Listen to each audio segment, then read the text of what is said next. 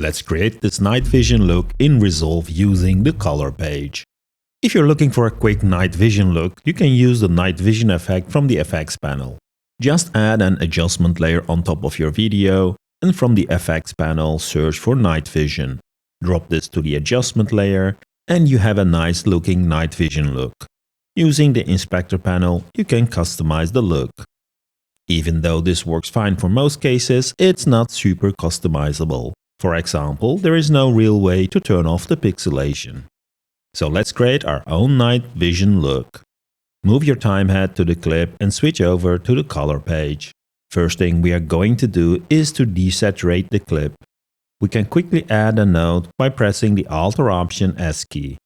To document our node, let's name the node and switch to the Curves tab, from where we can turn on the hue versus saturation. When we drop the line to the bottom, the clip will be desaturated and we are left with a black and white clip. To add a green color, let's add a node again and switch to the color wheels. From here, make sure that the color bars are enabled and we just need to increase the greens to our liking. For a more contrasty look, we can pick a black point from the lift section. This will make sure that the black keeps black even if we increase the green in the lift. Once you're happy with the green color look, we can add another node to even further increase the contrast. Let's switch to the curves page and change the curve to an S-curve. Optionally, we can add an additional node, followed by adding a parallel node, for which we can use the right context menu. This will add the parallel node and an empty node. We don't need the empty node, so let's get rid of that. Actually, the parallel node needs to be a mixer node, which we can do by right-clicking on it and selecting Morph into a layer mixer node. Let's link the output of the contrast node to the mixer and change the blend mode or the composite to soft light by right-clicking on it. Basically, we're applying the clip to itself in soft light blend mode, which will boost the contrast even more.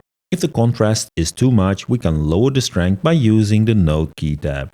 If we lower the key output of the last node, the effect should be less dramatical. However, this is not happening, and the reason is the input positioning in the mixer node. When I swap the inputs and change the key strength, it now works as expected. Adjust this to your liking. Now, to finish the effect, we are going to add some effects to it. The first effect will be the glow effect. After we add a node and label it, search for glow from the effects panel and drag and drop this to the node we just created. Adjust the glow parameters to your liking. Make sure to check different parts in the clip while adjusting the glow options. The glow effect diffuses the light over the clip and gives that extra feel of an old CRT screen. This looks good for me. Depending on your footage, optionally you can add a grain effect. This just makes it more realistic, as a night vision look usually is very grainy.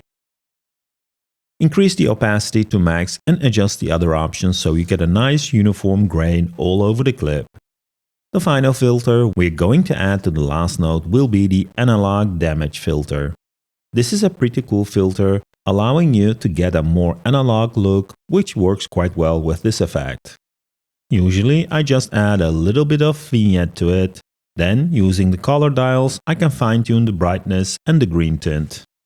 Again, when applying effects, make sure to check different sections in the clip, especially if there's a lot of happening in the clip.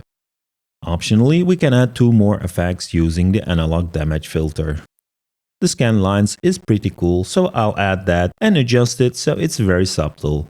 And finally, from the TV construction, use the defocus option to soften the effect. That looks pretty cool. Let's compare it with the built-in effect. I do like the contrast in the built-in effect. To boost our contrast, we can go back to the color panel and in the contrast node, make changes to the curve and switch to the color panel. From here, we can lower the shadows and increase the highlights. To make the contrast even stronger, let's go to the HDR color wheel and in the dark section, lower the exposure value. Awesome! Hope you liked this video and thanks again for tuning in. Hit the like and subscribe buttons before you leave and see you in the next video.